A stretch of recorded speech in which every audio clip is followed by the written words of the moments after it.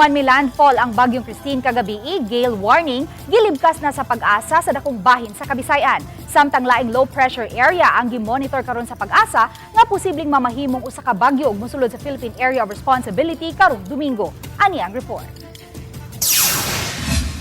Padayon karong gisubay sa bagyong Christine ang kayutaan sa Mountain Province human kini mi landfall sa Divilacan, Isabela alas 12:30 kagabi.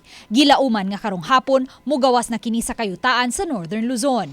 Ug ugma sa hapon posibleng mugawas na kini sa Philippine Area of Responsibility. Matod sa Pag-asa, bisan pa man kung naka-landfall na ang bagyong Christine, apan wa kini mihinay ug nagpabilin isip usa ka severe tropical storm. Nagpabilin iyang gikusgon siyang hangin nga da despite of landmass interaction. 95 kilometers per hour ang iyang gikuson hadol siyang sentro o 160 kilometers per hour ang iyang gikuskon sa gustiness or pabusok-bugso ng hangin. Ganihang alas 11 sa buntag, gipaubos na sa Tropical Cyclone Wind Signal number 3 ang dakong bahin sa Northern Luzon. Signal number 2 ang Metro Manila ug ubang bahin sa Northern ug Central Luzon. Samtang sa mga dapit nga gipaubos sa Signal number 1 nga sakop sa Central ug Eastern Visayas, ang nagpabili na lang mao ang Bantayan Islands, Northern Samar, Biliran, the northern portion of Eastern Samar ug northwestern portion sa Leyte.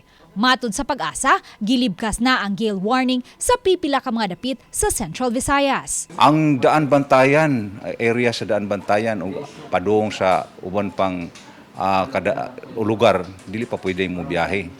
Pero delikado gyapon kay bisag gilibkas na ang signal number 1 diri sa Central Visayas sa daghang mga parte o ang gale warning maabot gyapon tag 3.5 meters ang gitason.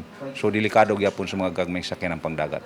Samtang laing low pressure area ang gimonitor karon sa Pag-asa nga nahimutang mga 2,300 kilometers east of Mindanao. Ug sa mosunod nga 24 oras mamahimo kining usa ka bagyo.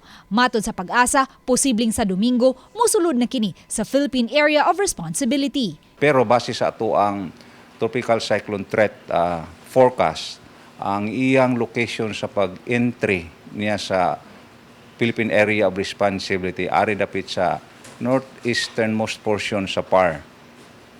So ang senaryo nato karon maba pa nga mulandfall bisag asang dapita sa nasod, pero dili nato ni i-roll out nga posibleng mausab pa nga makalandfall sa any part of the country, particularly sa Luzon. Uban ni Marlon Melgazo, Luan Mirondina, Balitang Bisdak.